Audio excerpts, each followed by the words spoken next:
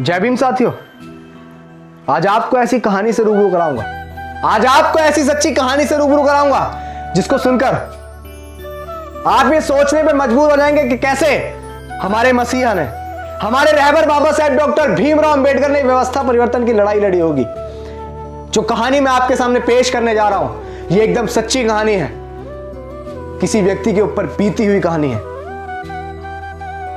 ये वो कहानी है कि अगर आपके अंदर दिल होगा तो आप सोचने पे मजबूर हो जाएंगे कि कैसे बाबा साहेब ने वो जातिगत व्यवस्था को बदला होगा, वो जातिगत तंज, वो गुलामी बाबा साहेब ने कैसे छुड़ाई होगी। जरा गौर से सुनिएगा इस कहानी को और ज्यादा से ज्यादा शेयर भी कीजिएगा ताकि सभी लोगों को बाबा साहेब की सच्ची कहानी पता लगने पाए। बाबा साहेब बहुत छोटे थे। एक समय की बात है कि बाबा साहेब की उम्र मात्र 5 साल थी और बाबा साहेब जब 5 साल के थे तो बाबा साहेब की मां भीमाबाई तबीयत बहुत नासाज थी और उस छोटी सी उम्र में बाबा साहेब को उनकी मां छोड़कर चली गई। इस दुनिया से बाबा साहेब को उनकी मां छोड़कर चली गई। मात्र 5 साल की उम्र थी। आप सोचिए कि किसी बच्चे के सर से अगर मां का साया उठ जाए तो क्या वो अच्छे से अपने जीवन को जिएगा? क्या उसे वो प्यार मिल सकता है जो मां प्यार देती है? मात्र 5 साल की उम्र थी साथियों। ध्यान से सुनिएगा जो मैं कहना चाह रहा हूं। 5 साल की उम्र थी।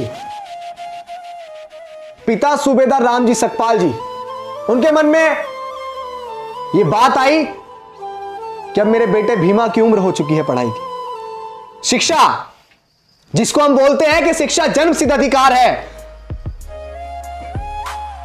तो बाबा साहेब के पिता बाबा साहेब को एक स्कूल के अंदर दाखिला करवाने के लिए लेकर पहुंचे। स्कूल के अंदर गए, प्रिंसिपल ऑफिस में पहुंचे तो प्रिंसिपल बाबा साहेब को देखकर बहुत खुश हुआ कि बहुत छोटा सा बच्चा, गोल मटोल सा और दिखने में बहुत सुंदर था।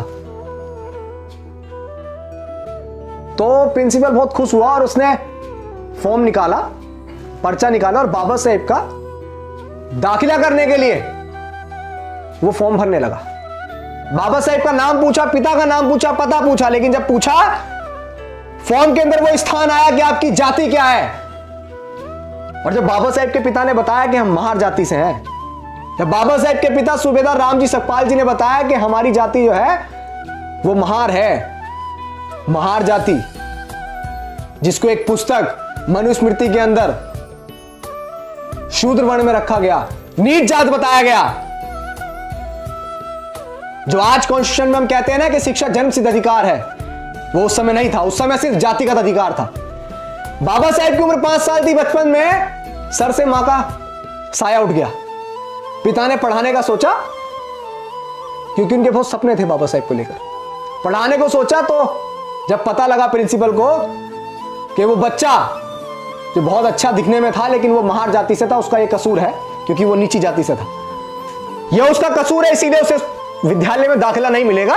और उसका फॉर्म फाड़कर, फेंक कर और स्कूल के चपरासी को प्रिंसिपल ने आवाज मारकर बुलाया और बाबा साहेब को और उनके पिताजी सूबेदार रामजी सकपाल जी को धक्के मारकर स्कूल से बाहर निकलवा दिया। सिर्फ किस लिए? क्योंकि वो जाति से महार जाति के थे। आप सोचिए, वो छोटा सा बच्चा कोई और नहीं, हमारे रहबर थे, हमारे मसीहा बाबा साहेब डॉक्टर भीमराव अंबेडकर। जरा सोचिए कि उस बच्चे पर क्या बीती होगी। बचपन में सर से मां का साया हट जाता हो, सिर्फ मात्र 5 साल की उम्र में। जाति से महार थे तो नाई बाल भी नहीं काटता। बहुत सारी चीजें झेली बचपन में, जो प्यार मिलना चाहिए था वो प्यार नहीं मिला। सोचिए कि कैसे बाबा साहेब ने व्यवस्था परिवर्तन किया होगा, कैसे बाबा साहेब ने वो जाति जो गुलामी हम पे थोपी गई हजारों साल की, वो गुलामी कैसे काटी होगी। जरा सोचिए। आज हम लोग अपने बच्चों को बहुत अच्छे अच्छे स्कूलों में दाखिला करवाते हैं। बाबा साहेब को स्कूल के अंदर दाखिला नहीं मिला, लेकिन हम जिस स्कूल में जाते हैं तो हमें सबसे पहले फैसिलिटी चाहिए होती है, वरना हम स्कूल में दाखिला नहीं करवाते हैं खुद। अगर स्कूल में अच्छी लाइट नहीं है तो हम नहीं पढ़ाएंगे अपने बच्चे। अगर स्कूल में एसी नहीं है, पंखे नहीं है तो हम नहीं पढ़ाएंगे। अच्छा पानी नहीं है तो हम नहीं पढ़ाएंगे। अच्छी बात है, बाबा साहेब कह के गए कि एक वक्त का खाना चाहे कम खाओ लेकिन अपने बच्चों को जरूर पढ़ाओ। वो इसीलिए क्योंकि शिक्षा का बहुत महत्व था। लेकिन वो बच्चा रुका नहीं, स्कूल से निकाल दिया गया, बहुत प्रयास किया, बहुत सारी चीजें हुई, लेकिन मैं आपको ये बताने का प्रयास कर रहा हूं कि सोचिए जिस बच्चे को स्कूल के अंदर दाखिला भी नहीं मिला, उस बच्चे की वजह से आज आपके बच्चे बहुत अच्छे अच्छे स्कूलों में पढ़ते हैं, बहुत अच्छी अच्छी लाइटें लगी हुई हैं। ऐसे स्कूल में आप अपने बच्चों का दाखिला करवाते हैं कि बहुत अच्छे अच्छे पंखे लगे हुए हैं। बाबा साहेब को तो दूर से पानी जो है डाला जाता था, लेकिन आपके बच्चे जिस स्कूल में पढ़ते हैं आप देखते हैं कि हमारे बच्चे को मैक्कोफिना पिलाएंगे, हमारे बच्चे को हम बिस्लरी पिलाएंगे। अच्छी बात है, बाबा साहेब हमें दे के गए वो सारी चीजें, तो उन अधिकारों का हमें फायदा भी लेना चाहिए, लेकिन हमें भूलना नहीं चाहिए कि कितनी कुर्बानियों से, कितने संघर्षों के बाद ये सारी चीजें हमको मिली। आज हम लोग बड़े बड़े सेठ हो गए, आज हम लोगों को उस व्यक्ति का नाम लेने में शर्म आती है, शर्म आती है। क्यों हम किसी को बताएं कि हमारे मसीहा कौन थे? ये चीजें आपको ऐसे ही नहीं मिली है, बड़ा त्याग, बड़ा बलिदान हुआ है इन चीजों को आप तक पहुंचाने के लिए। आज इस देश में बताया जाता है कि पेट्रोल पंप पे काम करने वाला व्यक्ति इस देश का सबसे अमीर इंसान बना, और बहुत कम पढ़ा लिखा व्यक्ति क्रिकेट का भगवान बना।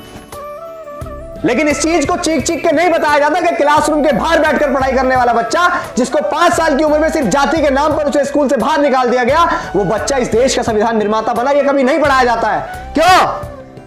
क्योंकि आज भी जातिगत मानसिकता लोगों के दिमाग में है, और हम जो लड़ाई लड़ रहे हैं वो जाति को खत्म करने की लड़ रहे हैं, इस देश में समानता लाने की लड़ रहे हैं, जो बाबा साहेब हमेशा लड़े। बाबा साहेब इस देश में इक्वालिटी चाहते थे। बाबा साहेब ने बचपन से ही सुख का मुंह भी नहीं देखा।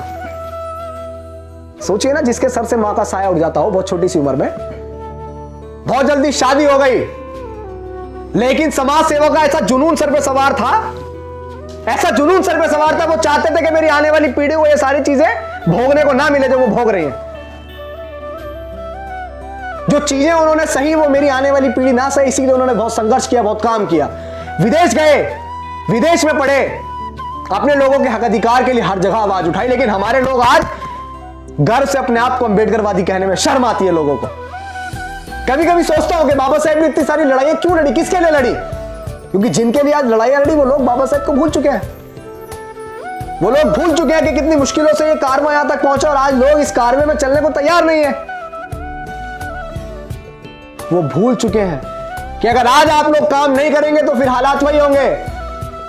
आपकी आने वाली पीढ़ी को भी सिर्फ जाति के नाम पर, सिर्फ जाति के नाम पर स्कूल से बाहर निकाल दिया जाएगा, नहीं पढ़ने दिया जाएगा। जब बाबा साहेब का बच्चा घर में मरा हुआ पड़ा था, कफन के लिए पैसे भी नहीं थे, मां ने साड़ी का पल्लू फाड़ करवाया था। लेकिन आज अगर आपके बच्चे के पेट में हल्का सा दर्द भी होता है तो बड़े बड़े हॉस्पिटल आपको याद आते हैं, और जिसमें आप डोनेशन के नाम पे बहुत सारी फीस पहले से जमा कर देते हैं कि नहीं मुझे मेरे बच्चे का इलाज सही चाहिए, और बाबा साहेब देके गए। लेकिन हम लोग भूल चुके हैं उस महान व्यक्ति को, कितनी मुश्किलों से यह कारवां बाबा साहेब ने यहां तक पहुंचाया। बाबा साहेब ने उस समय कुछ किया, मैं बार बार चीख चीख के कहता हूं कि बाबा साहेब ने उस समय कुछ किया, तो इसलिए कि ताकि वो अपने आने वाली पीढ़ी को बहुत अच्छा देख सकें, जो आज हम आप उस सुख को भोग रहे हैं। और याद रखिएगा कि अगर आप नहीं करेंगे तो आपकी आने वाली पीढ़ी जो है जंजीरों में जकड़ी पैदा होगी, गुलाम पैदा होगी।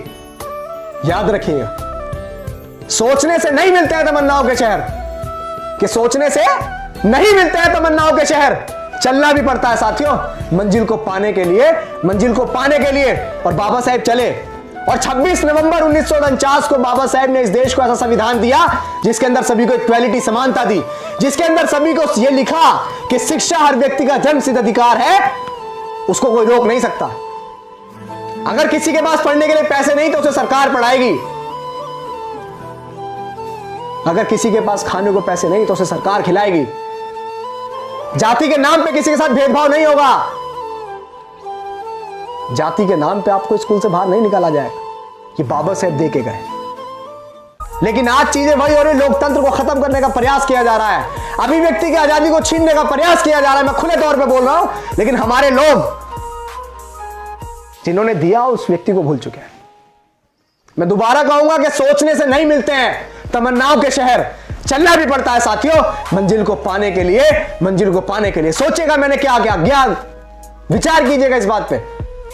और गहराई से सोचेगा कि क्यों मैं इतना चीख चीख के आप लोगों को बार बार ये बात कहता हूं कि बाबा साहेब की मूवमेंट में चलिए, बाबा साहेब को घर घर तक पहुंचाइए। अरे यार, हम तो वो लोग हैं कि अगर किसी ने इतना सा भी एहसान हमारे ऊपर किया तो हम उसका एहसान जिंदगी भर नहीं भूलते हैं, लेकिन भूल रहे हम क्यों बाबा साहेब को भूल रहे? मत भूलिए, सोचिएगा कि मैंने क्या कहा, इस पर विचार कीजिएगा और लोगों तक भी इस मैसेज को पहुंचाइएगा जो मैसेज मैं आप लोगों तक पहुंचाता। बाबा साहेब का नाम घर घर तक पहुंचाइए, आपकी जिम्मेदारी है। जिम्मेदारी से आप भागिएगा मत भागिएगा साथियों, मत भागिएगा। बाबा साहेब भी भाग गए होते तो आपको हमको ये जिंदगी नसीब नहीं होती जो मान सम्मान स्वाभिमान की जिंदगी हम जी रहे हैं। जय भीम, जय भारत।